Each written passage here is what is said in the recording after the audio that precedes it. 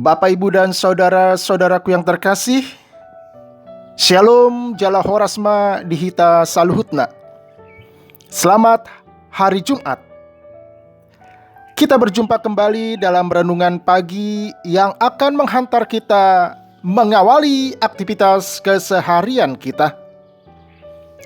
Bapak, Ibu, ada baiknya kita mengawali semua kegiatan kita sepanjang satu hari ini dalam persekutuan dengan firman Tuhan. Mari kita persiapkan hati dan pikiran kita berdoa. Anugerah dan damai sejahtera yang dari Allah Bapa kita dan dari anaknya Tuhan Yesus Kristus kiranya menyertai saudara-saudari sekalian. Amin. Firman Tuhan yang akan menyapa kita pada pagi hari ini, Jumat 20 Mei 2022, tertulis di dalam surat 2 Korintus pasal 3 ayat 12. Karena kami mempunyai pengharapan yang demikian, maka kami bertindak dengan penuh keberanian. Marhiras niroha situtudo hami atong mangasahon pakirimon nasai belga. Demikianlah firman Tuhan. Bapak, Ibu, dan saudara-saudaraku, saya teringat dengan pengalaman di dalam sebuah keluarga, di mana sang istri di dalam keluarga tersebut divonis dokter tinggal beberapa hari lagi usianya. Mendengar hal tersebut, apa yang dilakukan oleh sang suami? Sang suami berusaha mengalihkan sang istri dari hasil vonis dokter tersebut. Singkatnya, tidak ada istilah vonis. Sang suami berusaha mengkondisikan sang istri dengan 1001 ragam sukacita. Diajaknya sang istri berkeliling dunia, melihat 7 keajaiban dunia.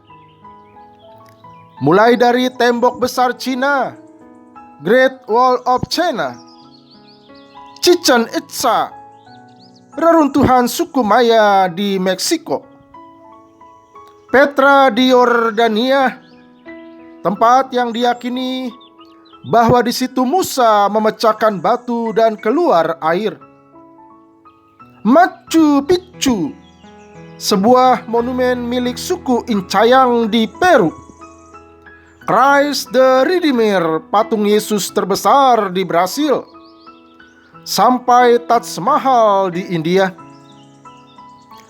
Kita sendiri yang mendengar 7 keajaiban dunia itu sangat terhibur.